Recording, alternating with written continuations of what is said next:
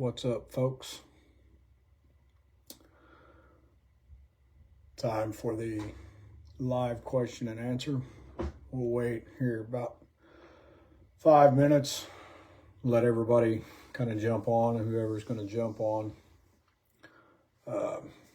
Just been in the studio all day today. It's been a nice, steady snow going on. As you can see, yep. I'm doing a little video and editing so we can start bringing you new seasons there on Gen 7. I want to thank everybody for watching, taking a look at it. We're happy to be back on, that's for sure. I want to publicly apologize to some of my sponsors, or all of my sponsors that I now have. I know those two that we put on demand, a few of you guys are not on there now, but you will be coming up in the latest, and I think that'll be season 7, which should air sometime around mid-August, early September, maybe even beginning of August, somewhere in that area. But we'll walk you guys around. You guys can look around. This is where I spend 90% of my time. We'll flip the camera around, let you guys take a look. As you can see, this is the standalone outdoors studio office. Got some deer mounts, stuff, chair. There's all the bows. There's a few sets of horns that my grandpa got. There's one that I made, one that I got, 9-pointer that I followed on trail camera a few years back. 2 shotgun kills there with the iron buck. But yeah, this is the standalone outdoors office. It's where I spend most of my time getting everything edited for you guys to see. Season 3 will drop sometime in this early spring coming up. We're working on that. Working on 3, 4, 5, and 6. And we're hoping, like I said, to be ready to start having live videos on Gen 7. I know right now, currently, the 2 seasons we have are live on Roku and Fire Stick and Google Play. So you guys can check them out there. If you haven't downloaded Gen 7 Outdoors there, you can.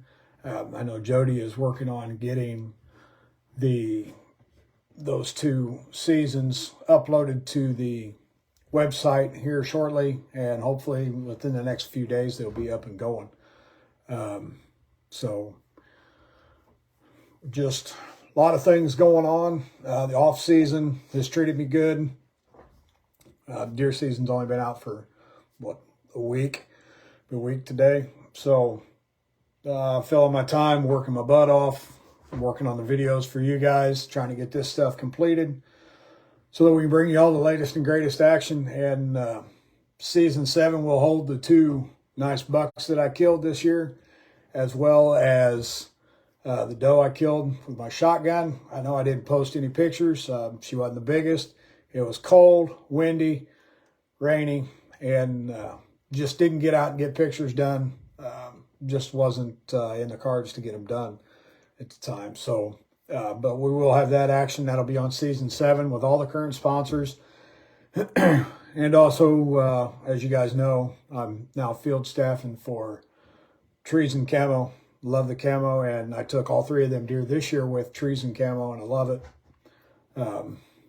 None of the 3 knew I was even there. The first one that I shot, he did think I was there. He knew something was there, but he wasn't 100% sure what it was. But I don't think he could make me out. The pattern just breaks you up so well. I'll leave the story for when the episode drops. Like I said, it should be sometime in August, maybe right at the beginning of September. So, all right. Well, it's been about 5 minutes. We got a couple of viewers here, so let's start the question and answer portion. If you got any questions, I'd love to answer them. We're going to stay on here probably for about another 20, 25 minutes. Got to be up early for work, so got to get some dinner in me, give me a shower, sit down and relax and enjoy time with the wife.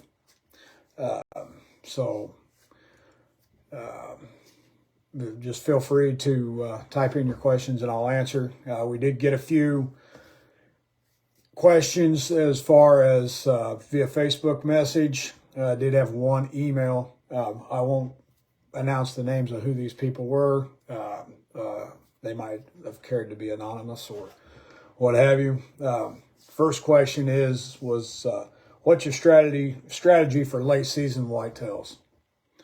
So simply put it is I've always been told the whitetails go back to their early season patterns. So I try to go back to the stands where they were originally moving early in the season, early September, late September into the first part of October. Always seems to pan out for me. Set on one particular stand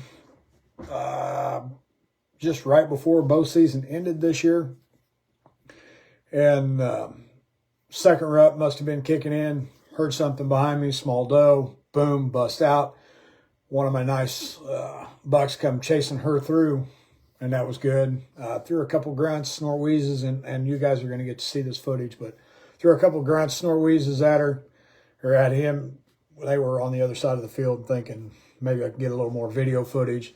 Heard something, had this giant 8 come up that I'd seen a couple of times on camera, and also had one encounter with him. He just wasn't ever close enough. Used the Black Eagle grunt call the whole entire way, and man, it was just beautiful, beautiful. But I always try to go back to that and get on the food sources. I've got an upper stand up in the upper pasture or upper part of the woods where I hunt, and holds a lot of acorns. So I try to get on that. I don't have crop fields too close to me. I think the closest crop field's probably a half a mile down the road or better. But, I make do with what I got, the little 10-acre spot I got, and it's great. It's worked out well. I've harvested some nice whitetails out of there. So yeah, that's my go-to strategy is get on the food source, try to get back on that movement from the early season, and try to see if especially if I'm after a big buck, I've got the cameras out and I start watching them even harder, just like it was the rut, trying to see when their patterns are. And like I said, then most generally they go back to their early season patterns and start running the same trails and hitting the same food sources that they were before. As far as any cut crop fields or even green fields, you get a good green field, clover, alfalfa, that sort of thing, and they'll be on that. Unfortunately, I just don't have that where I'm at, so I got to rely on the acorns, which it holds them pretty good. So it was all good there. Like I said, folks, feel free. I'll blow through these questions. We only had 4 of them submitted, but we will be doing these. I'm going to say probably going to try to do these every other week, just for the fact that I do have a lot going on in my life. I do have work. I have my wife. I've got a grandson, kids.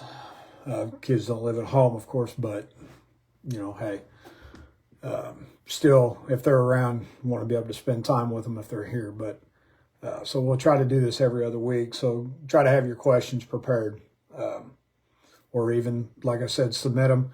Even if I haven't announced it, submit your questions, and we'll answer them. I'll write them down. I got a sheet of paper here beside me now with the 4 questions that were submitted via message and email. So let's see. The next question here is, what are your go-to tactics for the rut? My go-to tactics for the rutcation, baby. I mean, get out there, be in them woods as much as possible. I don't care, rain, snow, wind. Them whitetails, them big bucks, they don't care. They will get up and they will move. I have sat in the nastiest Illinois weather in mid-November, early November, the beginning of the rut, and in the center of the rut. And they are out there. They'll move. And I mean, I think my best time is the cold, crisp mornings to get out there when it's cold and you don't want to get out of bed, and you think about the cold and it's going to make your bones hurt. Get up, get out there. So, I mean, when I talk to just hunt, get out there and hunt the best you can. I mean, and if you got a second, get out and go. It doesn't matter. Wind, snow, rain, sleet, hail, go. It's the rut. I mean, they're going to stay moving. And I like to take an arsenal of calls with me during the rut too, as well. You know, I've got the use the the blackjack game calls religiously. I got a little grunt call. It's got slider on it, so I can do doe bleat, fawn, mature buck, rutting buck, and it's a great call. I encourage you guys to go check them out, as well as I do snore wheeze with my mouth. I used to carry a grunt call / grunt wheeze tube or snort wheeze tube with me, and that thing was just big and bulky, but it was an older model. And once I found blackjack, I straight carried that call, and I taught myself how to snort wheeze just using my mouth and my hand. I haven't gotten good enough to do the grunts with my mouth, but that's all right. I got blackjack to back me up on that. I try to carry my antlers in and out with me, and hit them a few times sometimes, especially if there's not been a lot of activity throughout the day. Try to do that. And I do some longer sets during the rut as well. I don't do all day sets. I found in my area the all day sets normally don't pay off, more chances than not in my situation.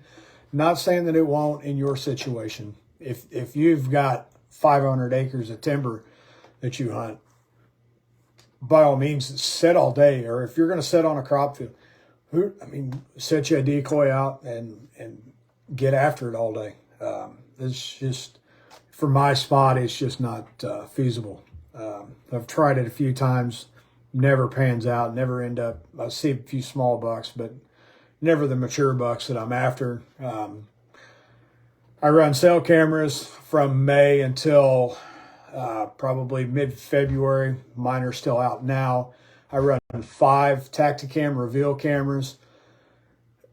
So I rely wholeheartedly on those, especially during the rut, to see the daytime activity if I'm not there, if I'm at work or at home spending time with the wife or with the kids or the grandson or whatever. I rely on them, go out with friends. I'm on that thing religiously. And I also have 3 other non-cellular trail cameras. So I run 8 trail cameras and I check them religiously. That's also another tactic I use during the rut. If I got a camera that's, on the other side of the property and I see that, I hunt the front end of the property that morning and I go back and I go pull that camera card, that one there is a non-cell cam. And I pull that card and I see a bunch of daylight activity back in there. I'll go and I'll switch that stand and I'll go over there. Most important tactic is just get out there and hunt. That in itself pays off. You normally take a full week, so that's a tactic. I'll take a full week through the middle of November. Normally it's the week of gun season here in Illinois, and I'll take that and I just hunt it as hard as I can. And I have a very understanding wife. She understands that I enjoy doing this and I enjoy taking these big whitetails, and it's quite a passion, and she's very understanding with this. So that helps too. You got to have especially during the rut, you got to have an understanding spouse, period, whether you're male or female. You've got to have an understanding spouse if you're going to get after them. So those are my go-to tactics there for the rut. We're blowing right through these questions here. We're gonna run about another 15 minutes. Hopefully we get some more questions. Maybe a couple more viewers here. We got 3. I'm sure all 3 of them is my family. Love it and appreciate it, but we need some questions, guys. Come on. Next question come from, this one was the email here. What is your favorite way to cook the deer? So I'm going to answer that question here. This question came about just the other day. My favorite way to cook my deer. Though there's so many ways. Excuse me, I'll take a drink. So many ways to cook the deer. I have found a new love for, I guess probably the biggest is going to be the Italian venison sandwiches. You can take some steaks.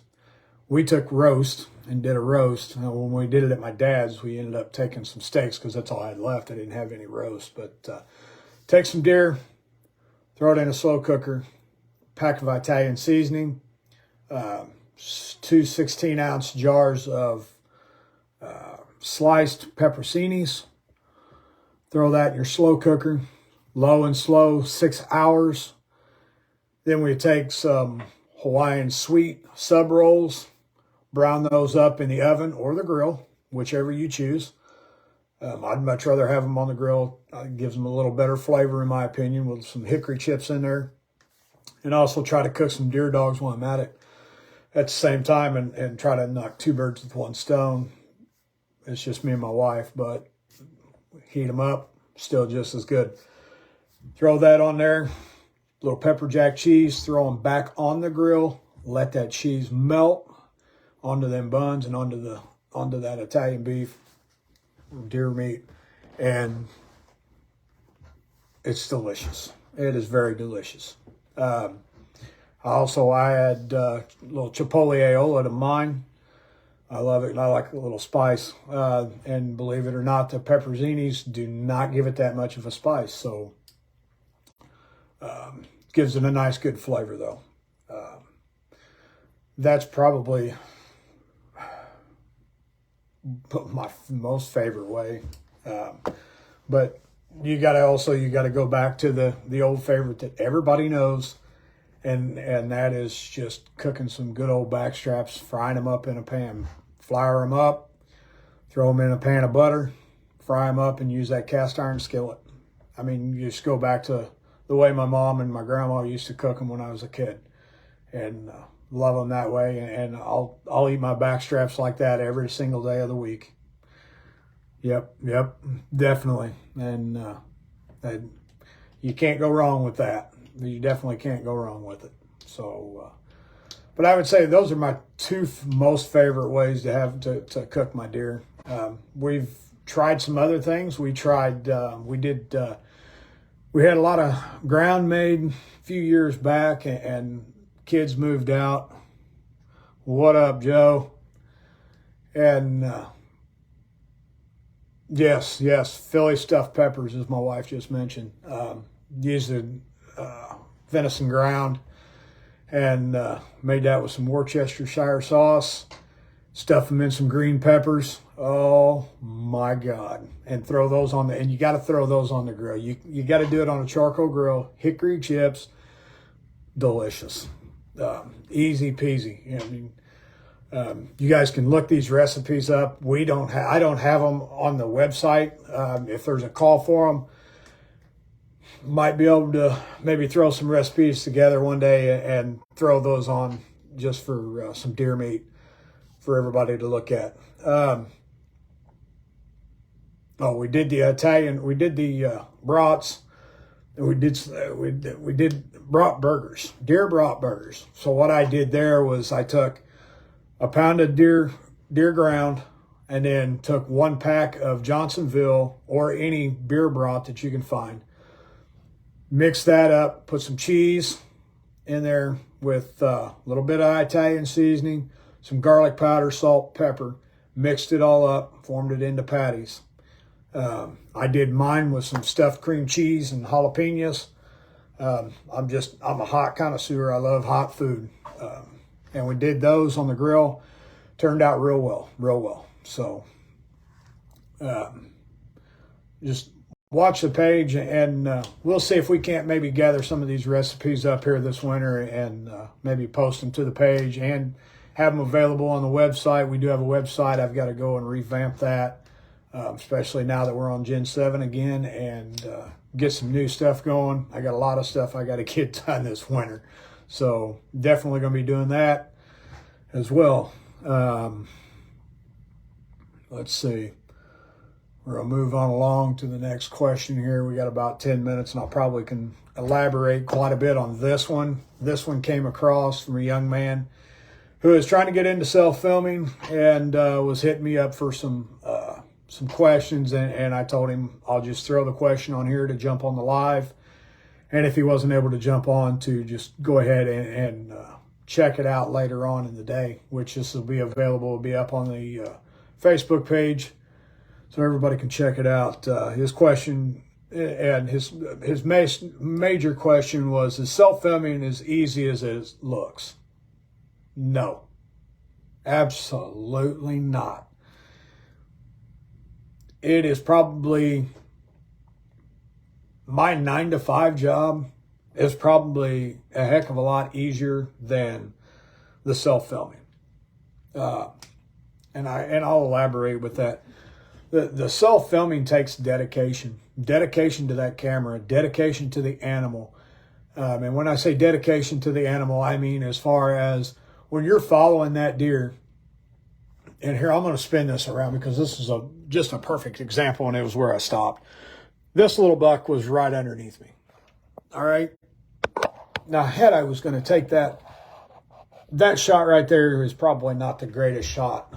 You want to take a good ethical shot at him. So you got to be dedicated to that animal, know what he's going to do, and be able to read his next move.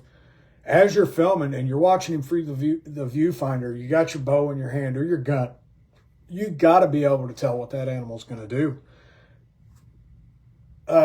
We had an instance with that first buck that I shot this year. You guys will see that coming up in September. We had an instance there where it was just a goof up on my part. I goofed. I did make a good shot.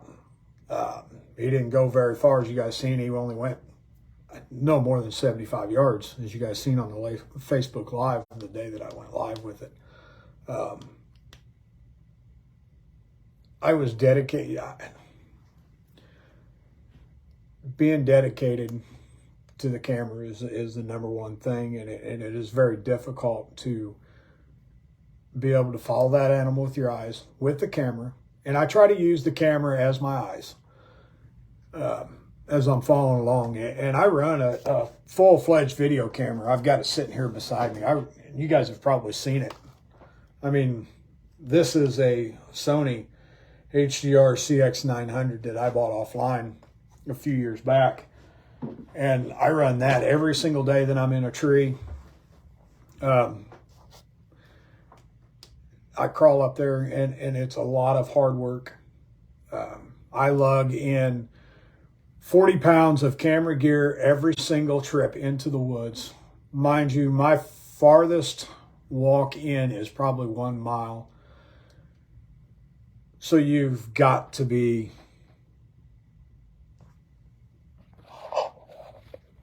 well, I don't know why you can't hear me, but maybe turn your volume up. I don't know. There you go. Your mom can hear you. I don't know what's going on. Well, maybe I just had something goofed up there. But anyway, I lug 40 pounds of camera gear right into my stand every single time. It's a mile walk back into my farthest spot. Sometimes I carry a tripod. I have mounds of camera gear. This phone don't want to stay still. Anyway, I have mounds of camera gear that I lug every single time. I try to fit everything into my pack the best I can, and try to think of every scenario that could happen while I'm out there trying to film. Earlier this year, I had a doe come in, was filming her, and this is how I say you got to be dedicated to the camera and dedicated. She came in, and I was running a little small GoPro, El Cheapo, and I've had it for about 10 years now, and was running that as my secondary camera. Well, looked, it wasn't rolling, so I opted not to shoot her, just for the simple fact is I couldn't do a point of view. Now, I went, I didn't know what was going on. I fussed with it for a while, and couldn't get it to work. Went for a while, and I thought, well, we're not going to do the point of view. Took the $2 and took that little doe with my gun with no point of view camera, so you guys won't get to see any point of view stuff. Unfortunately, it'll all be through the eyes of that big camera.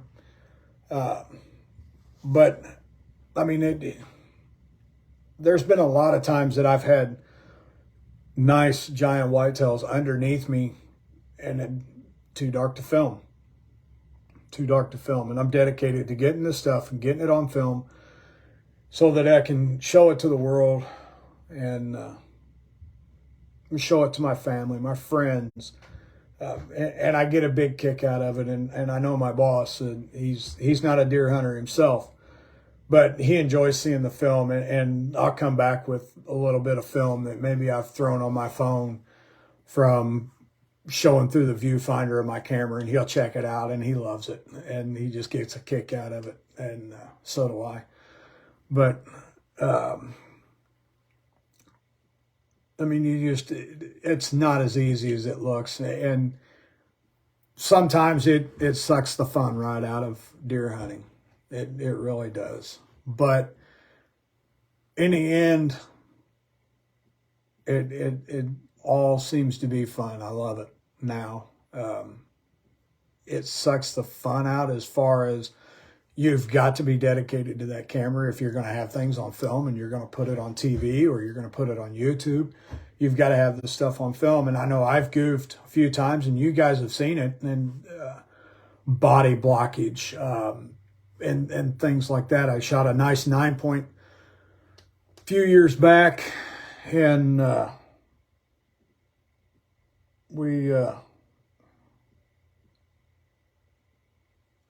and I spun the camera around. He come in real quick. I spun the camera around, and you guys will get to see this. It'll be on Gen 7. So you guys are going to get to see this anyway. The episode was called, oh man, I don't even remember what the name of it was. Anyway, it was a nice 9-point. He come in, I spun. I had no idea. I was watching him, drew back, fired off, threaded the needle. When I got home to look at the video footage, my body had blocked the shot. Sometimes that stuff will happen. And that's the toughness of self-filming. You don't have anybody else there. But in the same retrospect, self-filming is, to me, is easier probably, and if Joe's still watching, he can attest to this because we've been out with each other, and I've tried filming him, and sometimes you get to talking and it's probably too loud, or you have an instance with a camp chair with your filming guy or your cameraman, and the camp chair falls and breaks and loud as shit in the middle of the woods. Pardon my French there. But it was loud as crap. That happened to me and Joe one time. We were out at Lane Day Use, and sitting there, and I was in one of them Wutta chairs, and we just sitting there just kind of watching the woods, and boom! I fell flat on my rump. That chair just collapsed right underneath me. We both looked at each other. Well, we ain't gonna see no deer now. Might as well come out. We never did, but we sat there. So, yeah, it was definitely brutal, definitely. But we ended up having a good night. It was a good day anyway. But yeah, self-filming is easier in that retrospect. You don't have to worry about the noises of the cameraman.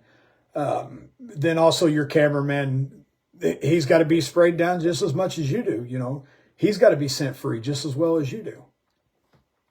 So now you've also got to worry about that.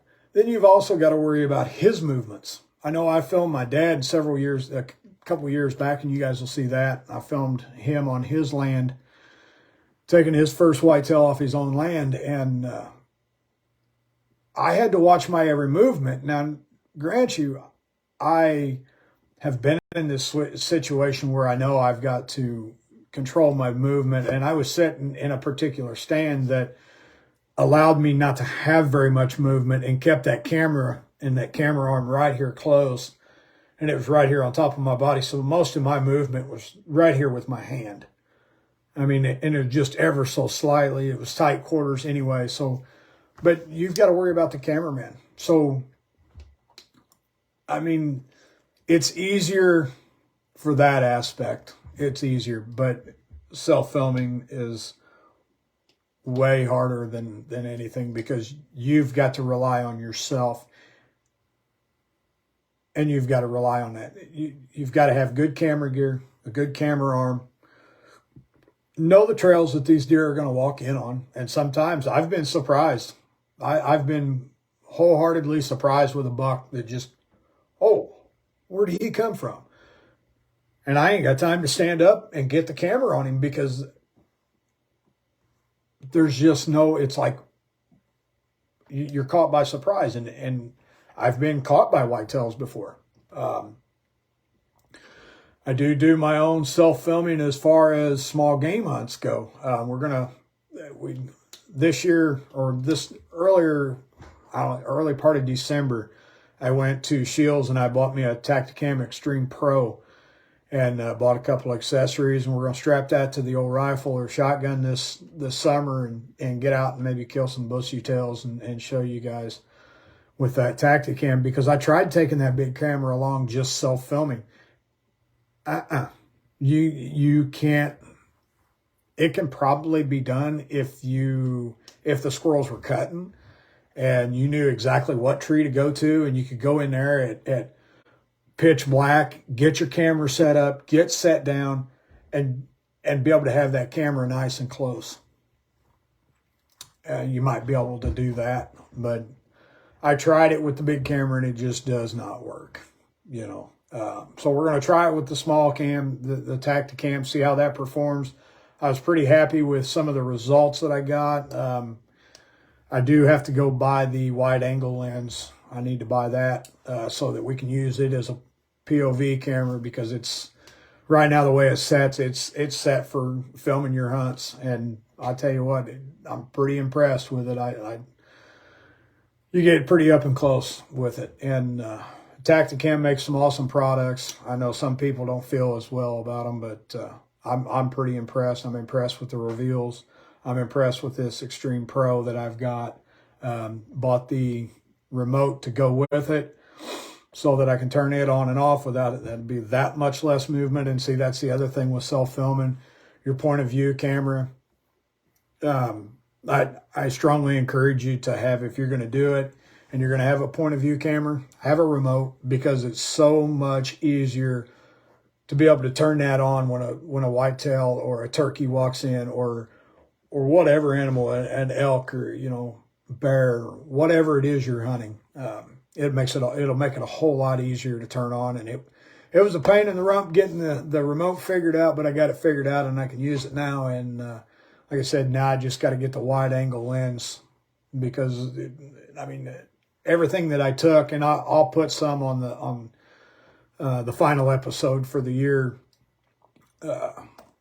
I'll put some of them POV shots that I done I'm pretty impressed with the clarity of it, but it definitely needs the wide angle to be a POV camera. But I think it'll be a great one, and I don't think it'll stand the test of time. And but we'll just see. But yeah, self-filming, definitely not as easy as it looks. So, well, we're going on now. It's 25:05. We've been on here for about 35 minutes. I want to appreciate each and every one of you for tuning in. And we'll post on the page again, just like we did this week, a couple of days prior. Take a drink here. And we'll get a couple of days prior to when we're going to do it, and give you guys time to send in. And in the meantime, you can message the page and get with you guys. And you guys can email us at standaloneoutdoors@yahoo.com. You can send a message to the page here. If you're on my personal Facebook page, if you happen to be one of my friends or my family and you got a question you'd like to hear aired that maybe you just don't feel comfortable asking me out loud, send me a message on my personal page. We look forward to seeing each and every one of you again and having this little Q&A. Like I said, we'll try to do it every other week. We will be doing a Facebook giveaway here in the next few days. I know I've got one posted and it's pinned to the top of the page. We're going to pull that. Chunky Goose Design. Chelsea has made some awesome cups. She made me one earlier in the year, and it's posted to the top of the page. She had made it a couple years ago, and I've just kind of fell short of the page and everything going on, and had a lot going, and we haven't been able to continue that one. So we're going to just pull that one, and matter of fact, when I jump off here, I'm going to pull it, and we're going to give that cup away. Not sure how we're going to do it yet, but watch for the details of it. And like I said, we appreciate each and every one of you guys for taking a look, joining us this week, and we look forward to other Q&As with you guys. Like I said, we'll do it every other week.